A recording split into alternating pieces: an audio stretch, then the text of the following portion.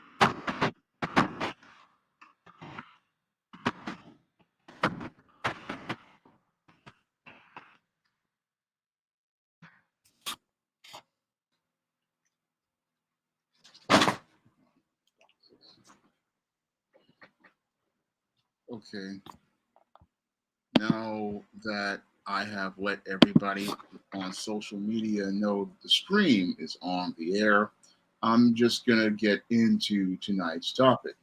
Now, tonight's topic was requested by one of my viewers, and the topic was the decline of American media.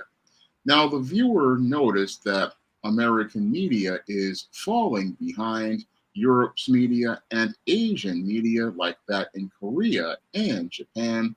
And the decline of American media was something that I believe really started in the 1980s. Now, the 1980s was a period of resurgence for American media as it was starting to come out of a slump that it suffered during the late 1960s and was starting to peak as related to momentum creatively as related to the innovative films that they produced throughout the decade. Because throughout the 80s, we got smash hit after smash hit of classic films such as The Terminator, Ghostbusters, many of the John Hughes teen movies, and lots of other great 80s movies like the Indiana Jones franchise, the conclusion of the Star Wars trilogy, Batman 1989, and other films like, I believe, Death Becomes Her, films like The War of the Roses, and many other great classic films. Now, the 80s was a great decade of films, and in some ways, I believe it was basically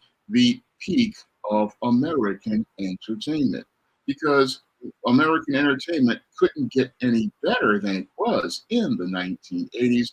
However, some disturbing trends began to start that I believe led to the decline of American media. I believe what happened in American media was what led to the start of the decline of American media was that a lot of these studio executives and a lot of these people who were working the money part of film got a little greedy as related to the films. And because they got greedy, what they wanted to do as related to films was go out here and focus heavily on sequels. And they focused on sequels because sequels were basically easy money. It was a movie that already was a hit. It was a film that had already been made, and all they had to do was follow the formula and go out here and try to replicate the success of the previous film. Unfortunately, when it came down to most of these sequels, the problem with sequels is that a lot of these films were rushed as related to crafting the screenplay, and instead of the storytelling being well put together like it was as related to the original film, what happened was is that many of the films, while they were greenlit for the story was never really well put together, And this was, I believe, the start of the decline of American movies because when you have sequels, sequels are movies where the story isn't that well crafted. And since the story isn't that well crafted, what happens is American filmmakers, what they do is rush out sequels, and the sequels are not very good. So that's a trend that I saw start in the 1980s with a lot of different genres like horror movies, genres like superhero movies, like starting with Superman 2, and with many other movies. And the whole concept of the sequel, basically, yes, it's been around even before the 80s, but in the 80s, really started to see this basically really stifle a lot of creativity as related to the writing, which is the core foundation of a film. And it really stifled a lot of actors because you're playing the same character over and over again. And it really doesn't give you an opportunity to really get creative as related to the characters you're portraying. Now, in other forms of media, television, we really started to see again the medium basically peak, and I see it in the 80s as related to creativity. I mean, in the 80s, we got again the peak of television, where we, even though we had three networks, you had a lot of unique programming on the networks. And what really did television, and as I see it, was the fact that we got way too many channels starting in the 1990s. Now, we've always had cable television all throughout the country in certain areas, but the expansion of cable really hurt television because as we got more networks on the air, what happened was while we got a whole lot of diverse channels, it really diluted the content and kept us from maintaining a level of quality. So with more channels came more choice. Moreover, with more channels came smaller slices of the pie.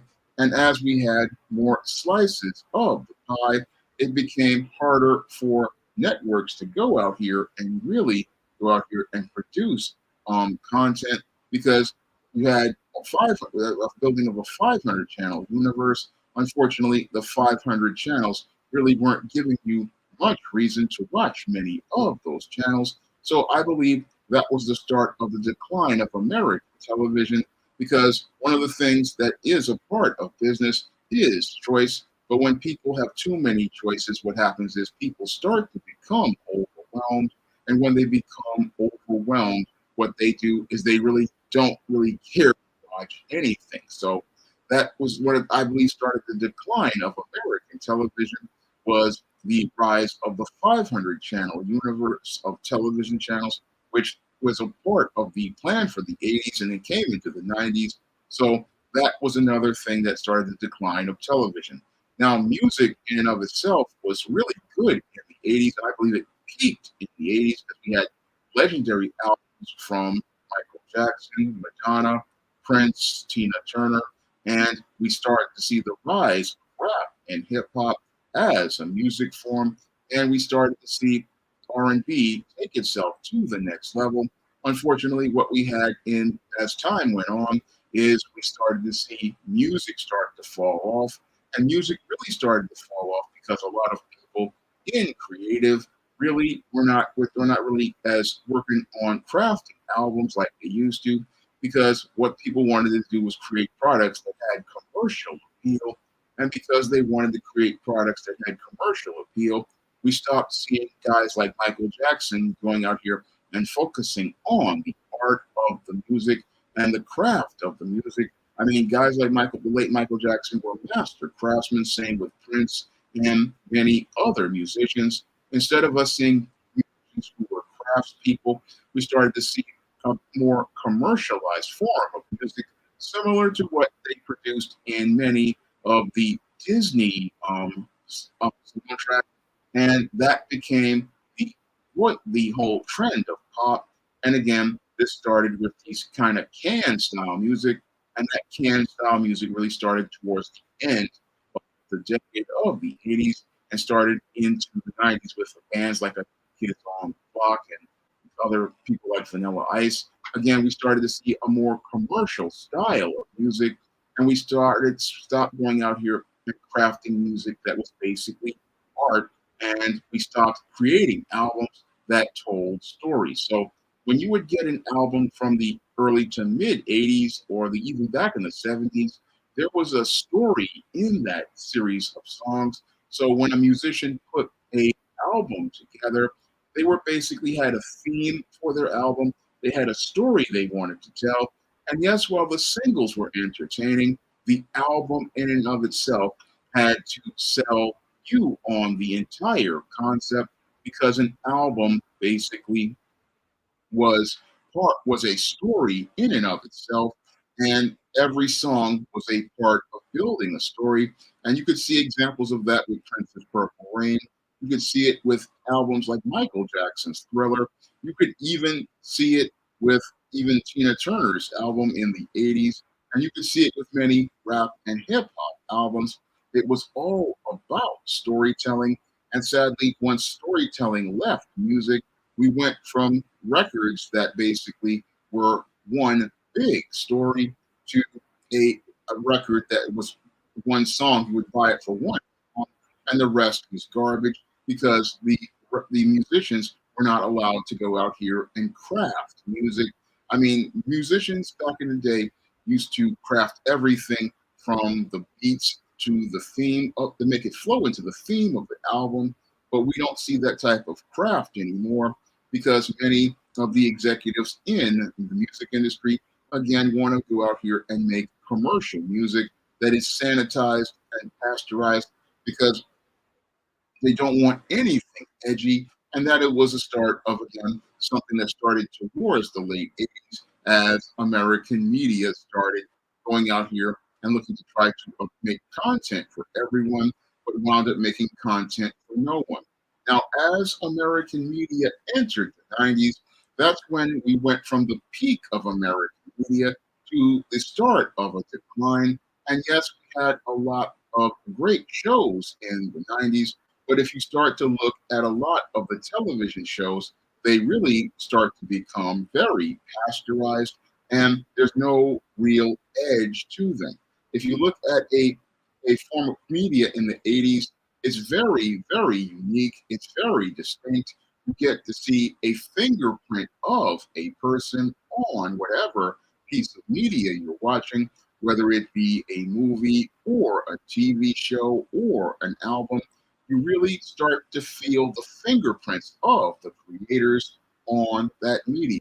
But when you start to get into the 90s, you start to feel like a lot of the media it is basically pasteurized. It's very canned, and you really don't you don't feel that uniqueness or that distinctness. It doesn't really have that edge. Yeah, you got guys like Two Live Crew who are really raunchy, but their stuff really doesn't have that heart of an 80s type track. So when I look at a lot of American media, again from the 90s, it was it's very bland and very pasteurized, very sterile, and you really don't get that resonance where it connects with you. I mean, the messages really are not really as edgy as 1980s media. So yeah, the 90s had a lot of great content, had a lot of great movies and TV shows, and we had a lot of stuff that was fun. But one of the issues that I saw with American media is that we started to really start to strip away the edge. And that was all part of the trend of political correctness because the 90s were an era where people wanted to try to not offend. Unfortunately, in art and literature, offending people is how you get people to think.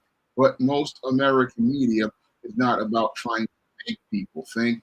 No, it's about trying to sell and appeal to the largest audience.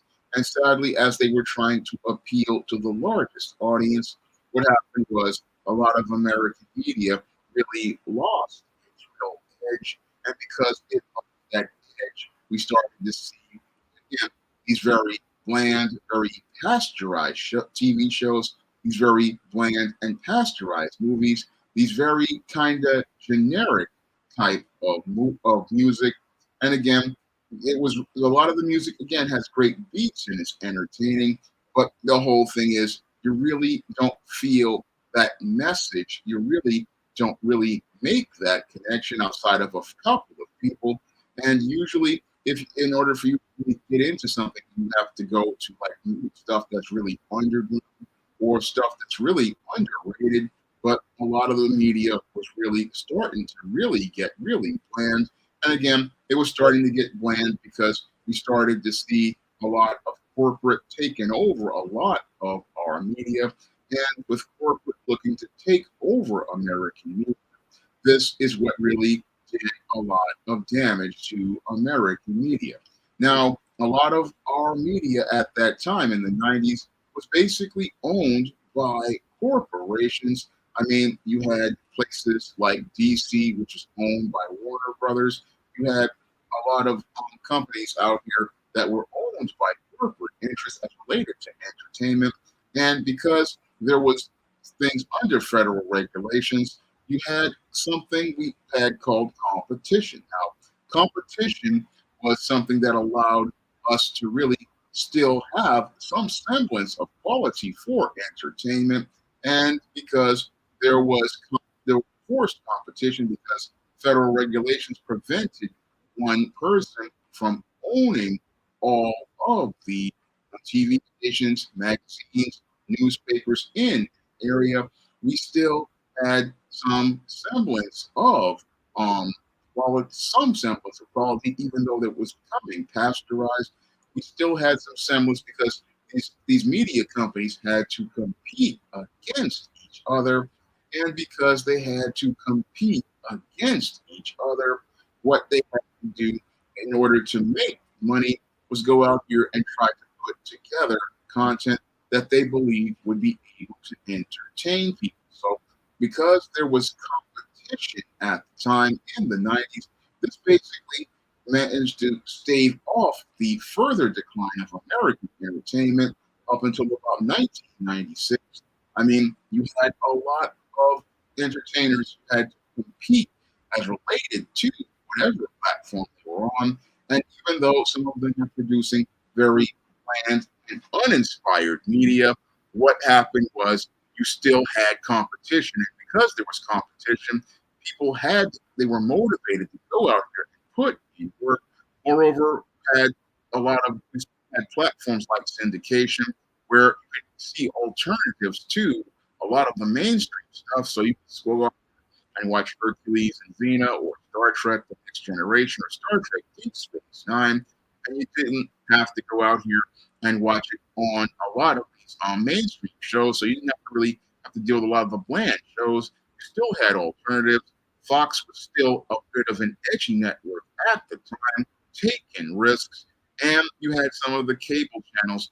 They were okay at the time, but the competition made people want to step up their game and want to step up their game to try to appeal to audiences. So that was one of the key points as related to keep staving off the decline of American entertainment as related to going into a full slide, because if they started it again, it was in the 80s, we really started to see again that decline because a lot of the studios wanted to start safe. Yes, they took risks on small budget films, but oftentimes they started focusing more heavily on sequels, and they started that with Superman 2, and they started further focusing on sequels because they wanted to get safe money.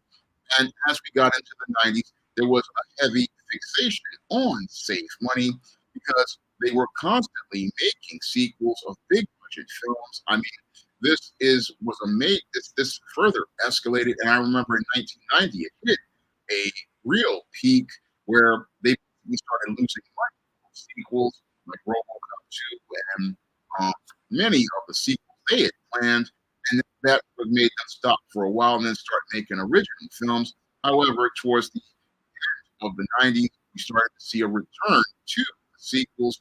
Moreover, we started to see a heavy focus on big budget films. And again, everything was about playing it safe and not basically about taking risks.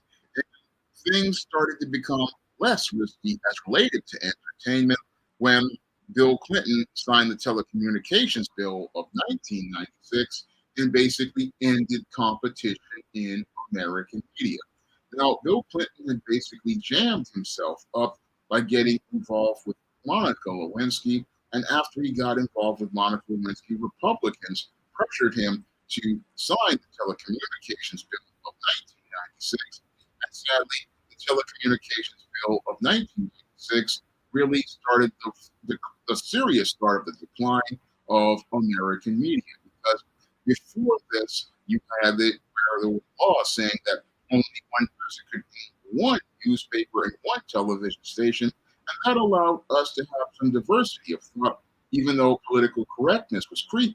And we still had diversity of thought because only one owner could have one newspaper and one magazine and one television station. However, once we had deregulation, corporations began buying up local TV networks. And as they bought up local TV networks, local radio stations, and local newspapers and magazines, instead of us getting a diversity of thought, we started to see corporate media start to take one narrative. And instead of us getting different voices presenting us with different opinions and different viewpoints, what we started to see again was more pasteurization of American media. And as we started to see more pasteurization of American media, we started to see American media start to really start losing its voice. And even though we have freedom of speech, we really didn't see Americans expressing that speech in most of our mainstream media. No, what we got was a lot of, again, pasteurized movies, sequels over and over again, movies that relied heavily on CGI. And we really started to see the decline of American and hand-drawn animation, an art form that basically showed people expressing themselves and giving us really beautiful art. We started to see a decline in these forms of media because what happened was the studios made everything about dollars and cents. And what's even worse is we started to see bean counters and accountants take over executive positions. And as the bean counters and took over the executive positions at many of these corporate-run movie studios, corporate-run TV stations, corporate-run radio, corporate-run newspapers and magazines, we stopped seeing studios and these entertainment businesses taking risks, and we started to see them further playing it safe.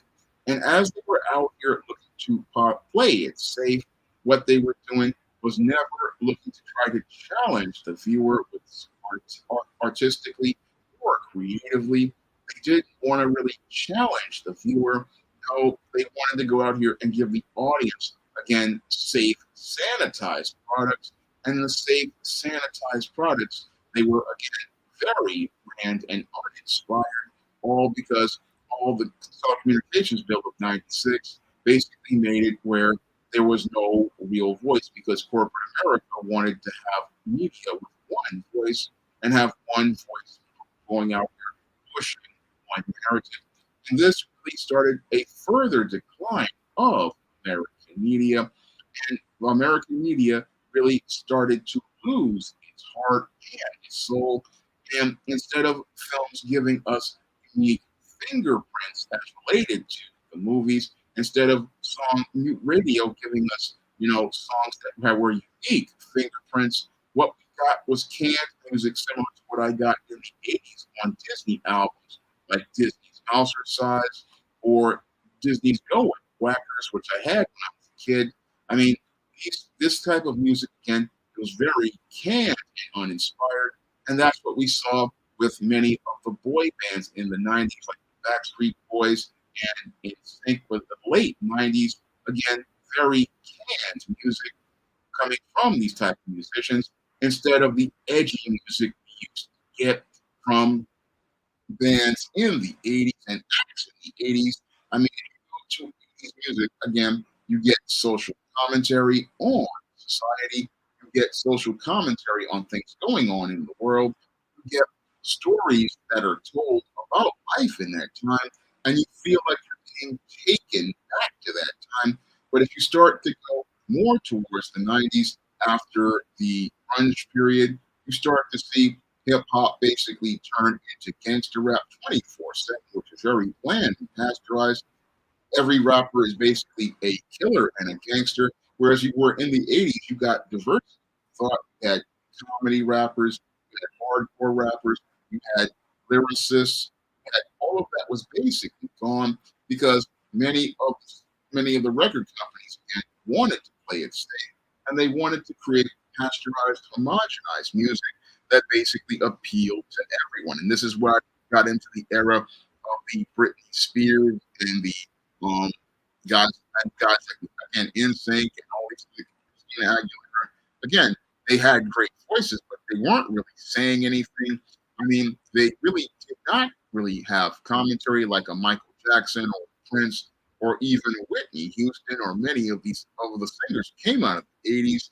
I mean, we started to see again creatively a decline in American media because American media was had become corporate, and as it became corporate in the late 90s, American media really started to lose its edge and it really started to lose its heart and soul. Now, as we entered into the 2000s with this consolidated media and all of this 500 channel universe, we started to see a decline in American media as related to the content that was on the air. Now, back in the 90s, we had a lot of diverse content and we had a lot of diversity as related to um, the thoughts in that content. But when you get to the 2000s, you see that a lot of the content starts to decline. Even though we've got a 500 channel universe, what we got are channels with a whole bunch of reruns, and we have blocks of reruns on these channels, and that's where we start to see American media just go and start to further become stale. Because when you go to TV, it's the same show on the air 4 or 5 times, whereas in the 80s or the 90s, you might have seen that show maybe once at a day, and you would get to see one episode a day in syndication or on cable. But as we went on, we got to see these blocks of programming, and the blocks of programming really showed how little creativity was as related to American media on television. Instead of us seeing syndicated shows, maybe one show a day for the entire day, we started to see a lot of these shows just basically over and over again. And even worse, we were leaving from theater, from shows that were acted out and scripted to the rise of the reality program. And with the rise of the reality program, we really started to see a further decline in American media because a lot of the TV studios and movie studios didn't want to go out here and take risks on original syndicated or original network programming. No, because reality TV was extremely cheap to produce. A lot of TV networks would go out here and look to buy reality concepts because reality concepts worked real cheap. All you needed was a camera crew, and in some cases, you just needed cameras just drilled into the walls of the spot, and all you needed to do was record people just being themselves, and you didn't. That meant you didn't have to pay an actor in many cases. No, you didn't have to pay actors or deal with unions when you're doing a reality show. No, all you had to do was just say, "Hey, we're going to do a show around you." Like if they would say, "Hey, we want to do a show around Sean James," we'll do a show around you, and we'll pay you to be on the show to just be you, and we'll just go out here and do this show around you. And again, this show's production values would be far cheaper than a studio.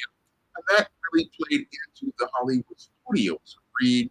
They could go out here and do a reality show for next to nothing. I mean, they weren't paying for locations, they weren't paying for sets, they weren't paying for staff that comes from a union, they weren't dealing with unions. So reality shows really started to suck the life out of American media because a reality show was a cheaply produced show. And again, reality shows started out in the late 80s with shows like Cops and America's Most Wanted. But as the studios started to see, hey, we can make a lot of money on these shows after seeing the success of MTV's Real World and other shows. And then in the 2000s, they had shows like Blind Date. They started to see, hey, we can start to really make some money, especially after the success of Survivor. And that really hurt American media, along with the consolidation from the Telecommunications Bill of 1996. I mean, all of this basically destroyed creativity and imagination. It really destroyed American creativity overall because because the studios didn't have to go out here and greenlight a movie project or a TV project. No, they could go out here, fill slots in with reality shows, especially during off periods like the summer. Because I remember back in the 80s when they had the summer and there were still reality shows. That's how a lot of shows would go out here and find an audience. I mean, a lot of shows like sitcoms and dramas would finally start to build some momentum if they were on the bubble.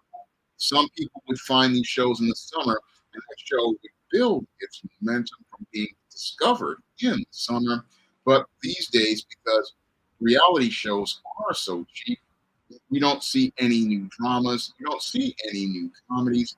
There's no effort to make these kinds of shows, and there's no effort to make these kinds of shows because you can go out here and do something like a Master Chef or do a show like a Big Brother and have the summer and you're not paying anything, just getting ad revenue brought back to you.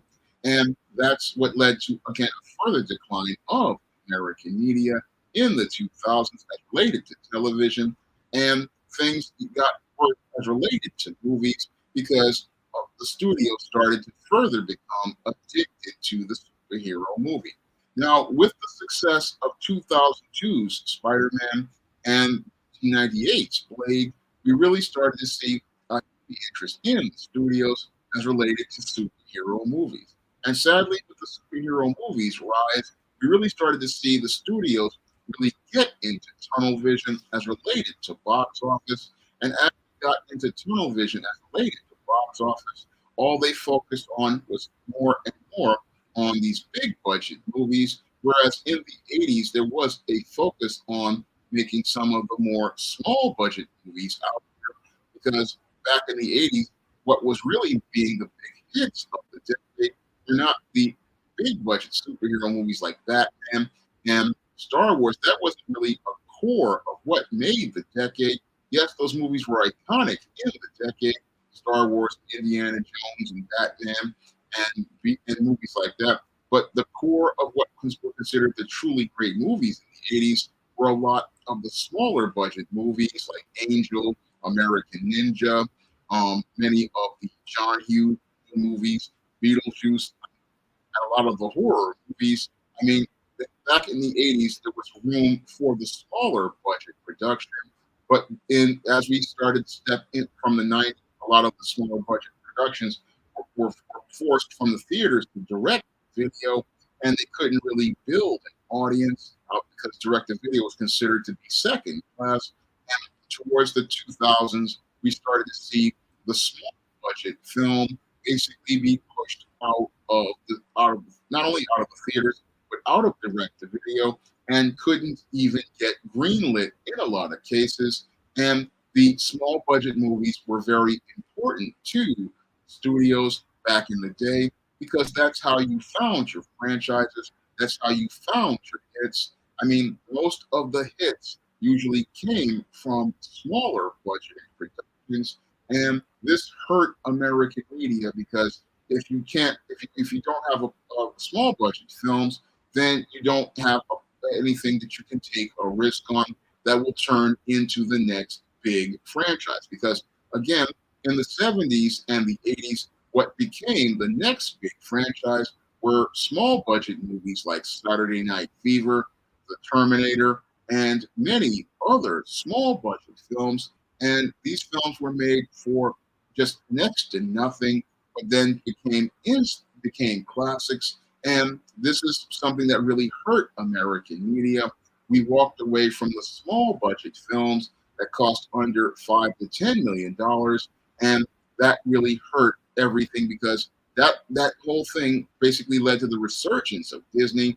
That was one of the strategies that Mike Eisner presented as related to rebuilding Disney in the 90s. He basically revived Disney not on big budget movies, but small budget movies. Mr. Professional Guy, American Ninja is a classic.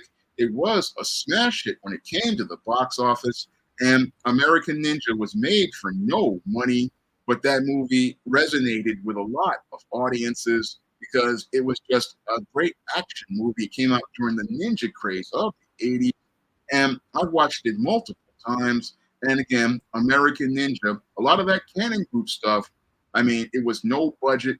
They made boatloads of money in the theaters, made boatloads of money at the home video, and they were top movies at the time. So that was, and again, in the 80s, you had people taking risks, and again, that was the peak of American media. But when I look at American media these days, they wouldn't make an American Ninja. No, they would say, "Oh, that's too corny." But in the 80s, you had movies like American Ninja, Ninja 3, The Domination. I mean, these were classics to a lot of people because they were cheesy, they were fun, and again, they were just movies you go out here and take a girl on a date with, or you hang out with your homies. I mean, this is the kind of movie that you could go out here and enjoy all the time, and you could really just check it out and have some fun. What's going on, Mr. Rainbow 228? What's going on, Gabriel? D Wood, Computer Robots, Tavania, T-Mac 87, Nightingale Wednesday Nightmare. Again, I'm talking about the decline of American media. And yeah, American Ninja, that was the kind of film that Hollywood just came out here and produced. And again, no money film, paid the actors basically just scale and then made a bunch of money on it. I mean, that's how the studios made money. But in the 2000s, we stopped making those kind of films, and it was a real shame because those movies were the backbone of Hollywood. When you think of Hollywood, the backbone isn't the big budget movie. No, the backbone is the small budget movie because in the 90s, Michael Eisner did this with Pretty Woman. Again, that was a movie that they made for nothing and became a blockbuster. They did it with Ghost, again, another movie that cost nothing and became a blockbuster. This is how you go out here and make stars. And that's another problem with the decline of American media. We're not really making stars anymore. No, we're getting these franchises that become canned. And one of the great ironies of American media is that with the rise of the superhero movie, we really started to see a further decline of American movies. And that decline of American movies started, I believe, with the rise of the Marvel Cinematic Universe. Now, the Marvel Cinematic Universe was considered a great commercial success for Hollywood, but it was a very creative failure for movies because the Marvel Cinematic Universe basically took away all of the creativity from Hollywood and got people with tunnel vision related to box office. So instead of focusing on going out here and creating a whole series of different films and seeing which ones would resonate with an audience, what we got was people focused on tunnel vision. And as they got focused on tunnel vision, all they thought about was the next MCU movie, the next MCU character, and that really hurts movies. And it hurt movies because we did not go out here and see creativity because the studios stopped looking to greenlight again small budget movies at the point, and they stopped even trying to greenlight movies about people. You know, everything was basically about men in spandex, and as everything was about men in spandex, we stopped making stories about people, and that led to again a decline in American media because instead of us getting stories about human beings and the human condition, like what we got 80s and in the 70s and the 60s and the 50s, we started to start only getting movies about guys in costumes, and we stopped making movies about people. And again, this really made it where the studios focused all of their budgets on these kind of superhero movies, and instead of that, us getting the movies about these smaller stories about people, we didn't really get commentaries on the human condition, and this was a major problem for entertainment as I see it, because everybody's looking to make movies about comic books,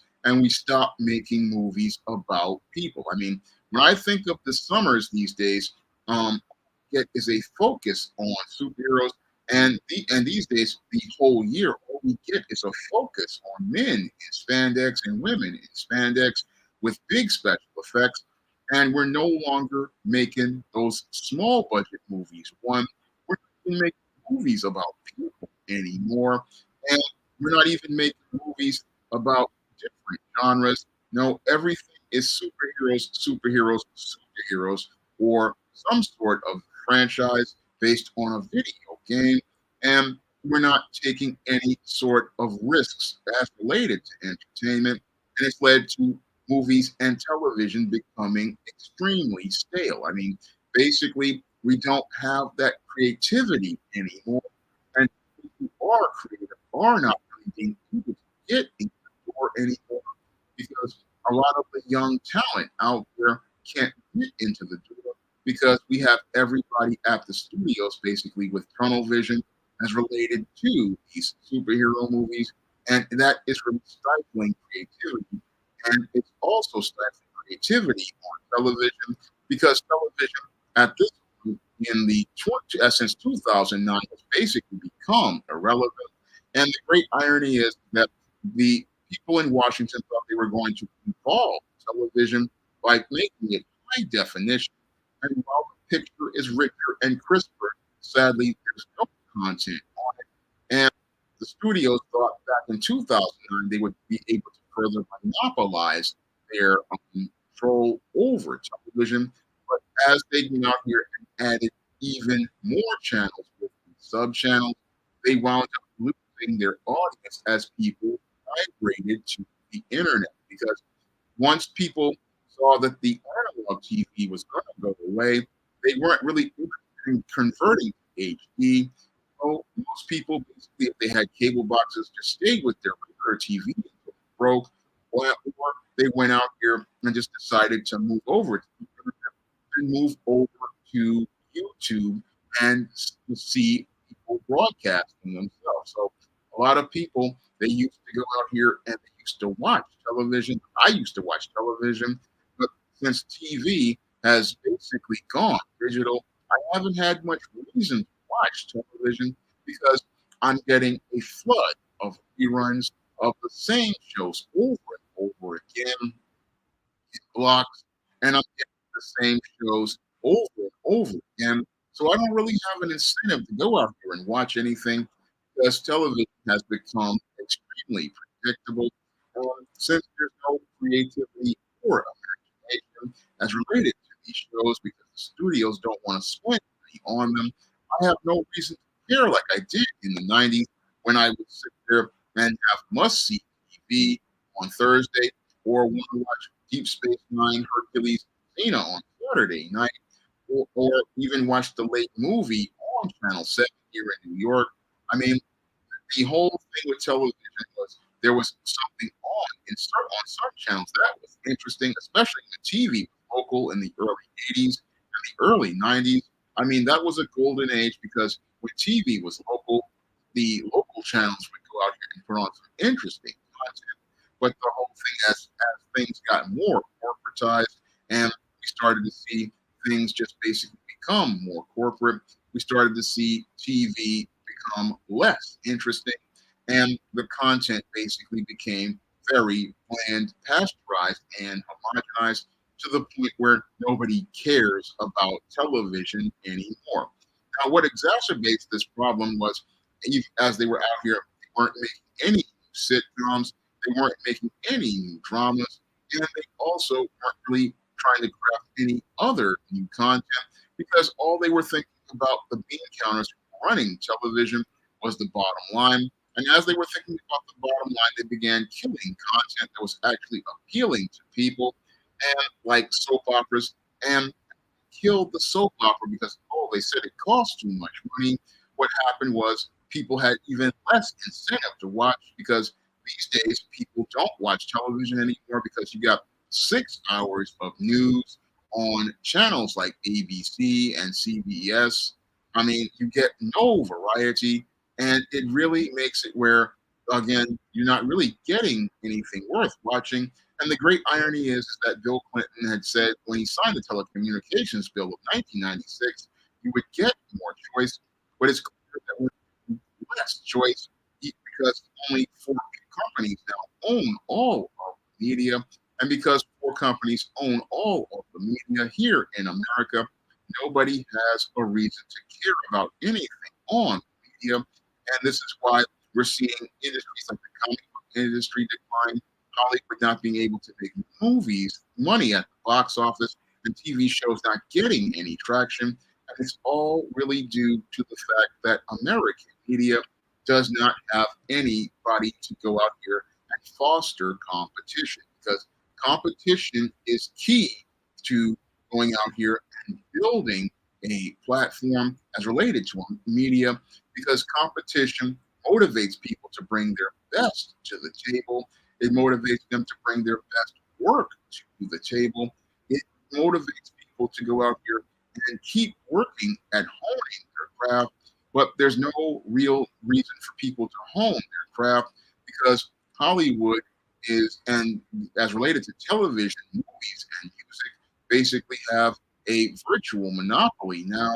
And because they have a virtual monopoly now, they have no motivation to go out here and look for new talent. No, they are a place that's filled with nepotism, favoritism, and cronyism. And because they're filled with nepotism, favoritism, and cronyism, they hook up their friends and sadly forget about the rest of us writers like myself and artists out here who are going out here putting together fresh and fun concepts. No, they forget all about us. And as they forget all about us, all they're thinking about is hooking up their homies by making sequels to movies like superhero movies like the MCU, making TV shows that basically make meet the viewpoints of their friends, like many of these so-called SJW shows, and making music that basically feels canned and recycled. So they're hooking up their friends, and it's become a place of who you know and not what you know. And sadly, there's no way for anybody to get a door at this point as related to American media because creators like myself, we tried to knock on those doors, but those doors have been closing, and Hollywood and the entertainment industry have become more and more insular. And as they have become more and more insular, what has happened is American entertainment has really fallen completely off. I mean, American entertainment has really become, again, just very bland, very pasteurized, very generic, and they make the same movies and TV shows over and over again, and you get no real variety, you get no creativity. I mean, I don't really see anything special, and things have gotten so bad that at the studios, and that all we get are sequels, remakes, and reboots because the studios all they want to do is go out here and keep playing it super safe because the bean counters are afraid of a flop at the box office. And but the irony is that many of these content that they're producing, the sequels, the remakes, the reboots, the superhero movies, this stuff is not performing well, and it's not performing well because the audience has gotten tired of watching it. The audience is just very bored with it. The audience is basically saying at this point, you know, it's the same thing over and over again. That was something I even say happened even with toy collecting at this point with Marvel Legends. I mean, I was a big Marvel Legends fan, but these days I've lost a lot of interest because it's the same characters over and over again. And when it comes to American media, people just so bland. It's the same stuff all the time. And what's even worse is it's a lot of stuff from the '80s that was successful in the '80s, but we're not getting anything that really tells us about life today. We're not getting anything making commentary about life today. We're not getting anything that connects people to today. And that is one of the problems I have with American media that as related to its decline state is that we have nothing that talks about what's going on today. What we got is a lot of people just trying to go back and reminisce about the '80s, trying to make movies from the same stories over and over again. And this is really showing a media that is in decline because we've got people in charge who have no real creativity, people who have no real vision, people who have no real ideas about anything. And sadly, a lot of talented people like myself, we can't even get in the door to show what we would have to offer. And we would have wanted to go into that whole thing, but everything these days is so, again, so commercialized, so pasteurized, and everybody wants to keep their profits related to their business. They really don't see how American media is in a really dire strait because people are no longer really interested in Hollywood media anymore, Hollywood music anymore, Hollywood TV shows anymore. I mean, yeah, international community thought that stuff was cool in the '90s, but they're not thinking it's cool anymore. So what I'm seeing now with a lot of the foreign entertainers is that entertainment industry is that they're making their own stuff, and they're making their own stuff because they see a lot of the American stuff is just so bland. Moreover, they see a lot of messages in this stuff as related to social justice and so-called woke narratives, and they really don't like those cultures coming to their country. So a lot of countries are now starting to make their own content. Like Korea has always had soap operas, and Korea basically at this point, their soap operas are still going strong. Same thing with novellas in Latin countries. People are starting to make their own content and focus on their own content. And even in the music industry, like in Europe and other countries, they're starting to make their own music because they see the American stars just are not very interesting anymore. Even worse, many of the great musicians of the '80s are dead. People like George Michael, people like Michael Jackson, Prince, and Aretha Franklin, and recently Tina Turner. So American music has not really gone out here and replaced many of our great musicians. No, we have a bunch of canned singers, and a lot of those canned singers are getting old. Like in the case of Taylor Swift, she's about 30 something. Or is it Beyonce's in her 40s? And because the bean counters are so, oh, I did forget about Whitney Houston, Gabria. I'm glad to see you here, Gabria. Sorry I didn't say hi earlier, but I was in the middle of a thought. But the whole thing is we lost a lot of our legends like Whitney, Michael, Prince, George Michael. Again, these people defined the decade of the '80s because they made great music that came from the heart, and we haven't really replaced much of those musicians, and we haven't replaced them. And a lot of those bands, like Gabriel said, Slipknot's getting old. I mean, Fred Durst is in his 50s. I mean, a lot of the people we knew, they are old people at this point.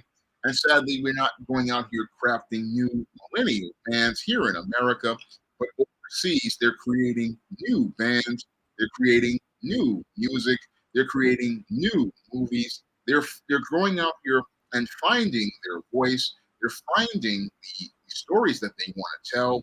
And America isn't telling any stories. No, what we're focusing on are old actors, old musicians, and um, old people.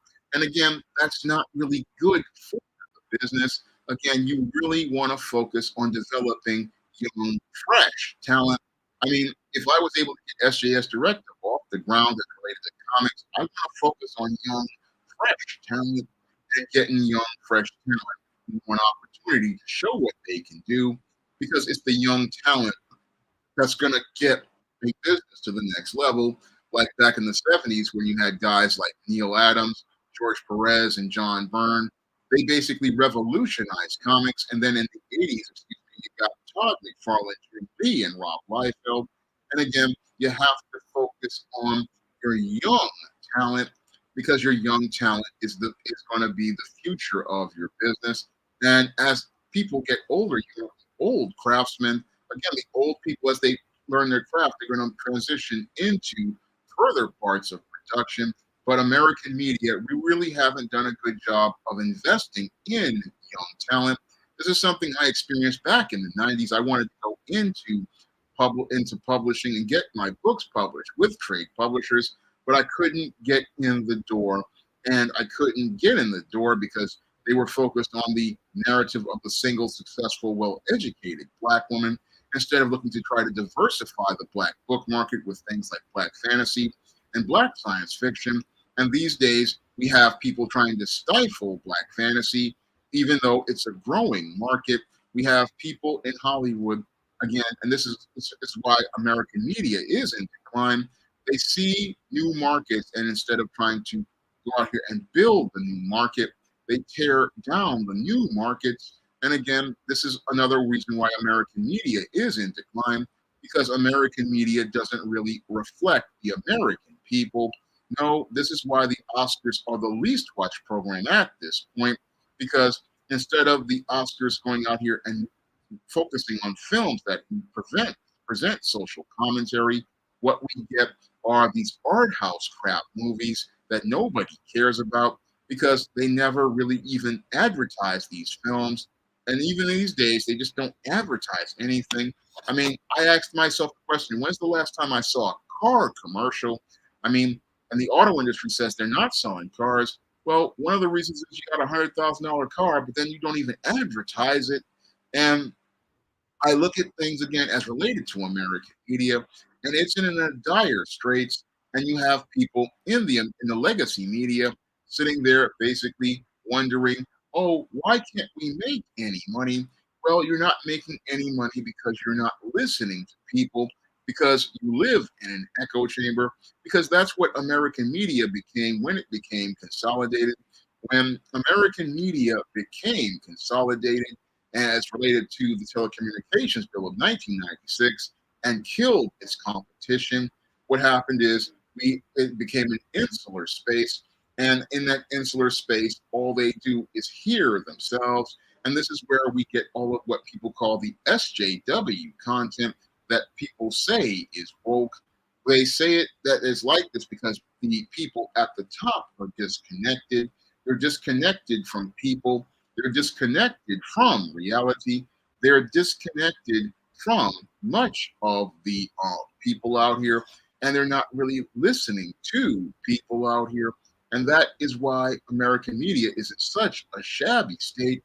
Again, you've got guys looking to go out here and make deals with each other on the next big superhero movie or the next old franchise like Star Wars or Indiana Jones. And sadly, these people are stuck in a time warp. And as they're stuck in a time warp, American media is collapsing. They're sitting there still thinking it's like the 80s, not understanding that intellectual properties do depreciate, because intellectual properties, yes, a Star Wars was worth $1 billion at one point, but now that we are almost 40 years since Return of the Jedi, what has happened is that Star Wars isn't worth what it used to be.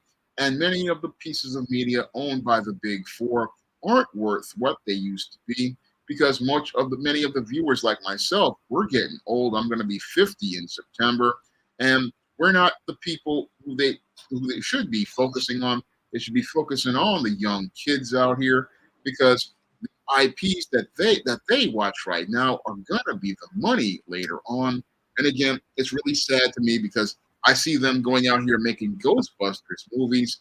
Meanwhile, all those kids who watch Danny Phantom can't get anybody to ever talk to them and this show has a huge fan base. And it's sad that nobody talks about Danny Phantom. They're still talking about making Ghostbusters movies. And again, that's a 40-year-old concept that basically has depreciated over time. And again, intellectual properties depreciate because the audience starts to shrink as people die. And as people die and the audience starts to shrink, and sadly, many of the studios don't really want to go out here and help people out. They don't want to help out the young talent. They don't want to help people go out here and create new concepts like I do with John Haynes and ISIS. They want to do the same things over again and over again. That's really the saddest part about the decline of American media.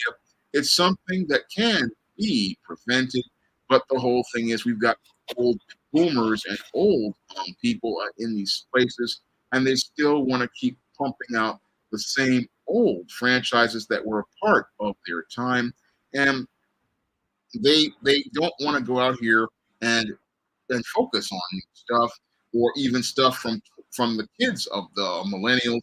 Again, don't want to focus on those, and it's a really sad thing out here. Now, D Wood makes a good point.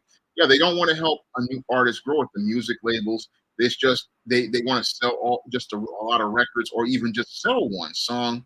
It's not about helping you develop your craft or develop your skills or develop everything that you need to become an artist and a craftsperson. That's the other sad part about American media. We really don't really focus on craft. Now, as a guy who has been a novelist and a screenwriter and a comic book writer, I know that writing is a craft, and it's something that you have to go out here and build up and hone. It's really something that you have to go out here and hone and develop, and you don't really see people honing crafts anymore. I mean, actors used to hone a craft, writers used to hone a craft, directors used to hone a craft. We don't see that anymore. We don't see people developing crafts anymore. And again, that's another core part of American media. People have to develop a craft. And a lot of old writers who are a part of the WGA strike, they're noticing this as well, especially with a lot of the Netflix shows, which are having quality issues, because they want to do 8 to 10 episodes, but you cannot really develop your craft in 8 to 10 episodes. I know this for a fact when I was writing all about Nikki's first season. I started out with the first 3 or 4 episodes really rough, but as I was working on the scripts from 7 to 13, I really started to build that overreaching arc. And you really can't develop your craft with just 8 episodes. You need a minimum of 13 and a maximum of 26. So you can't really hone your writing skills as related to your craft. The same thing with actors. You really can't hone your craft in 8 episodes because you got to get a sense of the character. You got to get a sense of where you want to go with the character. Same thing with the director. You don't really get a hands on the shots that you want to make. So that's a major problem again with the entertainment industry. They really don't really work on developing people's craft, and that's why we get these mediocre shows on streaming. And again, streaming is it's like television, but it's just really lame. It's lame because you get low production values, you get low budgets. I mean, it's almost like cable access for Hollywood. I mean, people are like, oh, these streaming shows are so great. But if you grew up in the 80s and the 90s and you saw full production shows, you would look at many of these Netflix shows or these streaming shows and see them as basically garbage outside of a couple of really good ones like Luke Cage. The rest of them just feel so low budget because the producers don't really put much effort into them. I mean, Luke Cage was really great because they put so much effort into it. Cheo Coker did a great job of, the production values. He did a great job with the cinematography, did a great job with the filming, and just put together a solid show. But we don't really see that type of quality in American media anymore. I see a lot of stuff that's rushed and very sloppy. I see a lot of stuff that's really low quality. And Gabriel made a good point. He said American Idol was a start of all of it. Yeah, it was a major part of it because with reality TV, it really just they saw they could make a lot of money on a cheap show. And when they saw they could make a lot of money on a cheap show, they didn't have to go out here and work on a script. They didn't have to greenlight scripted shows. hey, they could fill blocks of hours with more empty content. And that's the worst part about American media today, is that a lot of it is empty content. Even those MCU movies, they really are just empty content with empty calories, stuff that has no substance, stuff that really doesn't resonate with the viewer. It's just stuff you watch. It's in your face today and forgotten tomorrow, and it's like a consumer product that basically is like eating fast food. So American media sadly has become just like fast food, a really processed and uninspired product that has no real taste, texture, or flavor. It really is very flat and doesn't really taste very well. I mean, it's just that's the way American media is these days. I mean, and again, we're in a sad state of affairs that's related to American media, because the rest of the world, they are just going out here taking their art to a next level, taking their storytelling to the next level, and they're seeing that they don't need American media anymore. No, what they're finding is they're creating their own Hollywoods in places like India with their Bollywood. They are moving further ahead in South America as related to their movie production. And we have Korea and Japan going out here taking things to the next level and taking media that America stopped making, like hand drawn animation, and blowing Disney out of the water. I mean, a lot of the anime these days is next level, and Disney they're just sitting there. They threw hand drawn animation away here in America, but in Japan they've basically elevated it to medium, and they're taking on stories that Disney would be too afraid of these days, because all they want to continue to do is make computer generated kiddie movies. I mean, in Japan, you have people making dramas, you have people making epic films with animation, but in America, we're just still making kiddie films, and the kiddie films are becoming more and more bland and pasteurized as related to the CGI films. So we're really seeing everybody going out here and showing that they can do a better job. And they're doing a better job because they are not run by bean counters. No, they're run by executives who want to go out here and take risks. And that's something that's led to manga basically dominating the American comic book market, because manga takes risks. Manga is creative. Manga gives us different and unique stories, whereas American comics are basically just something that is a loss leader for corporate America. And all they do is keep the trademarks on the superheroes so that they can make more bland, generic superhero movies that basically feel like they come across assembly line. And again, that's not what entertainment was during the peak of the 1980s. During the 1980s, films felt unique, films felt distinct, films felt like they had their own fingerprint, music felt like it was telling a story, and much of the other forms like comic books and science fiction were making social commentary. But American media has basically lost its way, and it's lost its way because you just have people just again who are stuck in the 80s, and they're stuck trying to recycle a lot of these old stories instead of giving opportunities to new creators. I mean, the last time I saw a new comic creator get an opportunity was back in the 90s. And the last, I say, really, truly great comic was Mark Waid and Alex Ross's Kingdom Come. I mean, that was the last really great artistic comic. I mean, there were great comics like Busick and Perez's Avengers run, but I would say artistically, Wade and Ross's Kingdom Come was the last one that really was next level, and we really haven't really seen creators again get those opportunities to go out here and showcase what they can do. And it's hard to even get in the door with all the nepotism, favoritism, and cronyism in America. And again, much of the Western content really is bland, and it really is very lame. Yeah, Gabriel, grunge was like, it reminded me so much of punk. Punk was very rebellious in the 80s. So I always saw grunge and punk as very similar. They were very similar at the time, and then you had the goth scene going on in the 90s. So there was a lot of, again, creativity even in the 90s, but it was outside of the mainstream. Because the mainstream was just really, again, it was getting more and more stale. It's getting very, very bland. And it's just very just boring at this point, and it's just not really what it used to be. I mean, American media, ever since it got merged and consolidated, has really again lost its way, and people are now turning away from American media, and they're turning to places for alternatives. This is why new black media has become so big.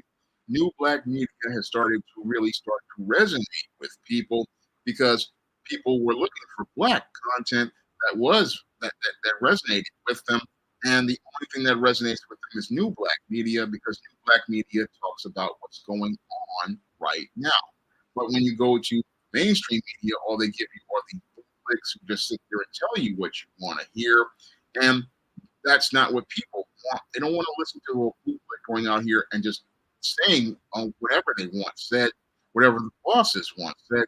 We want to hear different viewpoints and we want to hear different ideas. And again, American companies, they really have stifled ideas with the Telecommunications Bill of 96.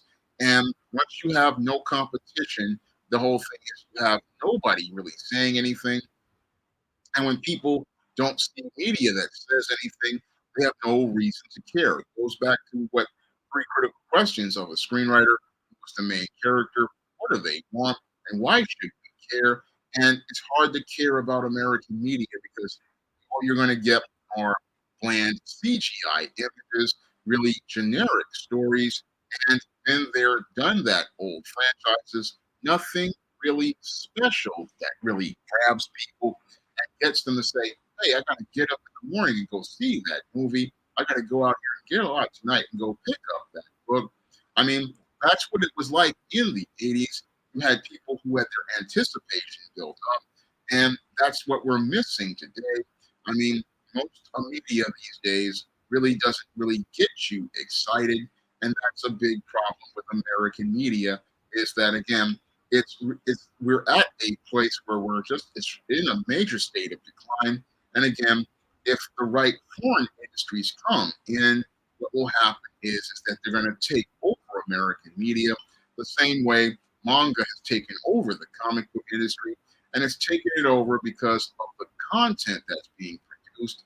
I mean, and what's really sad is again, American media could say it because there are a lot of great talents out there who want to come in the door. There are guys like me who want to come in the door and tell different stories, dig deep into different aspects. But the whole thing is they won't let anybody in the door because it's all about them and their boomer homies. It's all about them and their boomer homies being able to control the narrative. But sadly, as they control the narrative, they're putting a vice grip on the media that's basically choking the life out of the media and making it where the audience is walking away. And the audience is walking away to YouTube. They're walking away to import products because European comics blow the doors off American comics. I've read a lot of great European comics and a lot of great Japanese comics. And the rest of the world is having this problem because the rest of the world is not really corporatized and you have independent producers. And because you have independent producers, you have competition. And because you have competition, what's happening is you're having a lot of people, again, wanting to bring their best work to the table. And that's why Korean and Japanese and European media is currently blowing the doors off American media because they don't have a telecommunications bill of 96 choking the life out of their media. No, if American media wants to get itself together, what they need to do is go out here and repeal that telecommunications bill of 1996 and get competition back in American entertainment. Because it's competition that makes people want to go out here and bring their best stories to the table. It's competition that makes entertainment businesses want to go out here and seek out new talent. It's competition to go out here and try to compete that makes things strong. And while you have the big four looking for box office on old franchises, There's no real competition, and it's like entertainment communism at this point. Like Gabriel saying, they want to control the narrative, but it's hard to control a narrative if nobody cares at this point. Because if nobody cares, nobody's watching your content. And that's something that those so called SJWs who work in comics are learning right now. They're thinking, oh, because we control the media, we can control the message, but you don't control anything if nobody cares to even listen to you. So you can have a multi-billion-dollar company, but if the billions aren't listening to you or watching your content, then you've basically lost at this point. And again, that's where American media is right now. You have people trying to go out here and make you care, but the whole thing is they're not listening to you because you're not saying anything that really resonates with them. That's the reason why many of these movies are underperforming. That's why many of these musicians can't get traction. That's why many other forms of media can't really get things going. They can't get anything going because you're not really speaking to the audience. And if you don't speak to the audience, then the audience has no reason to care. Because I really don't want to see another sequel of a superhero movie. I'm really getting tired of the MCU. I'm tired of them trying to revamp Star Wars. I wanted to see some fresh, unique characters. I want to see some fresh, interesting stories. I mean, that's one of the things that really, when I'm in between working on books like the ISIS series or the Esteem series, the John Hayes series, I like to go out here and take on a challenge like An Eternal Night or books like a Spinsterella. I like to take on different books to see how I can further challenge myself. I mean, that's one of the things that I like to do. And even this year, when I was working on ISIS Dark Incubus, I really liked working on that story because I was trying out some different types of concepts. So I didn't want to keep writing the same type of story over and over again. I really like to take on challenges as related to storytelling and trying different techniques and using different things because what makes a writer stale is writing the same story over and over again, like a Terry McMillan, single, successful, educated black woman who can't get a man. I mean, it gets real stale, but I like to go out here and try out different genres and different styles or trying different story models. I mean, that's what makes it really a lot of fun for me. But the whole thing is with American media, they're afraid to take risks. They're afraid to take challenges. But the great irony is that studios had their greatest success when they took risks and took challenges. But sadly, because Hollywood is run by bean counters these days, everything is about box office. Everything is about trying to go out here and meet things like ESG and whatever else is out there.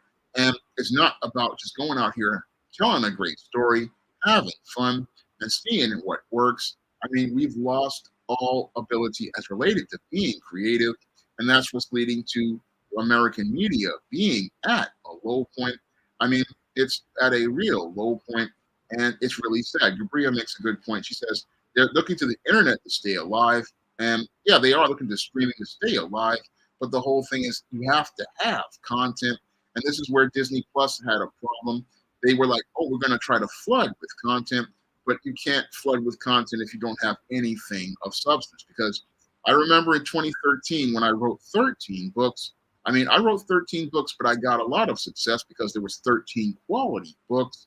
And even though I was making 13 books, I had to slow down because I wanted to focus on the quality of those books. So you have to go out here and focus on the quality of your work.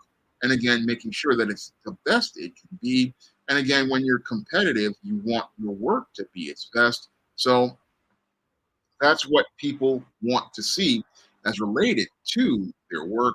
We want to go out here and bring the best to the table. I know I want to bring the best to the table. I mean, that's one of the things that makes me take on different writing challenges as related to story, going out here taking on different types of styles. And again, I look at American media, and again, they don't want to invest in that kind of craft. And that is the saddest part about American media. And the sad part is, until we repeal the Telecommunications Bill of 1996, basically American media is on a road to rock bottom. Now, if you guys want to try out some of my media, like the latest John Hayes book, John Hayes, 1987. You can pick up a copy on Amazon.com in paperback right now. Right now, I'm looking to try to get the sales up on this book, and it's a positive story about life in the 80s, the peak period of American media. And I think you would enjoy the story about life in the 1980s. I think you really would enjoy this book, so I'm asking everybody to go out here and pick up a copy. And you can pick up the other 2023 John Hayes book, John Hayes Godbreaker, on Amazon right now in paperback and digital format. And you can pick up some of the other 2022 books like Esteemed Horror, The Hyena Woman, and Isis Legacy. All these books are available on Amazon.com right now, and you can pick up your own copies and help out me as related to the channel and keeping the channel on the air, because part of what keeps the channel on the air is the book sales. And again, the book sales basically help keep the channel going. So I'm asking everybody to pick up some of the books on the SJS Direct imprint. I'm working hard for some weekend sales, and I'm asking everybody to pick up some of the books on the SJS Direct imprint, along with the first full John Hayes comic, John Hayes at Death's Door. This comic was one I featured in the 2022 Kickstarter, and a lot of people love this comic. And I'm asking you guys to go out here and check out this comic on Lulu right now. I mean, this is a one-shot story where John Hayes takes on the Greek god of death, and I'm asking you guys to check out the first John Hayes comic.